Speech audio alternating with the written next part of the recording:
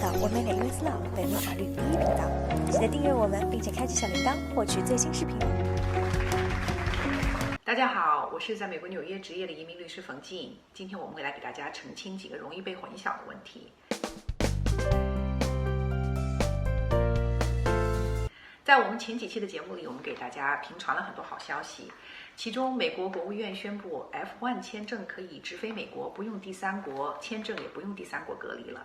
几天之后呢，美国国务院呢又公布 F2 家属也可以随着 F1 一起直飞美国，不用第三国隔离，也不用第三国签证了。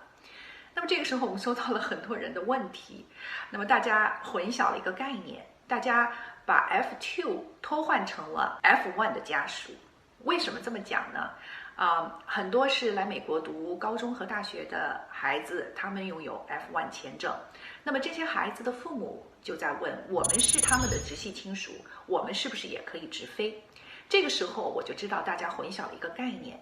那么对于高中和上大学的孩子来讲，他们的父母是没有办法拿到 F2 签证的，因此这些父母想要陪同一起来美国，只能够通过旅游签证 B 签证才可以进入美国。而这个时候国务院的政策是 F2 签证可以和 F1 一起直飞，那么学生签证的父母是没有办法拿到 F2 的。所以这个时候希望大家能够弄清楚一个概念，你是直系亲属，但是你同时要有 F2 的 Visa， 你才可以直飞。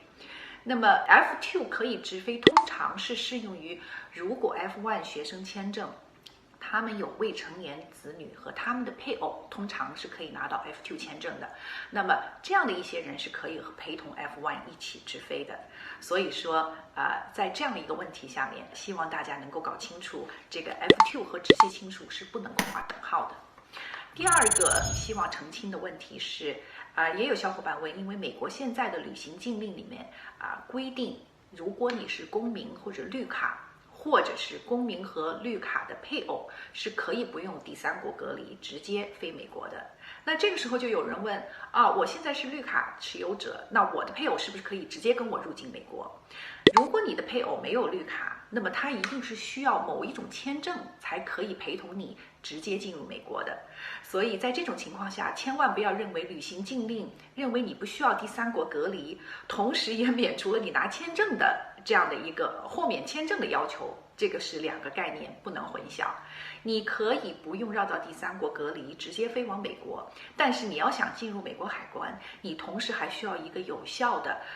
签证，你才可能进入海关。所以说，对于绿卡或者公民的配偶，如果那个时候他们还没有任何的合法的身份的话，那么他们是需要申请旅游签证，才能够和你一起直飞美国。希望我们今天的节目能够澄清这两个经常会混淆的概念，对你有帮助。如果你喜欢我们的视频，点赞、分享和订阅，谢谢。如果今天的节目对你有帮助，那就帮我们订阅、点赞、分享吧。有任何问题，也欢迎在评论区留言。你的法律问题，我最关心。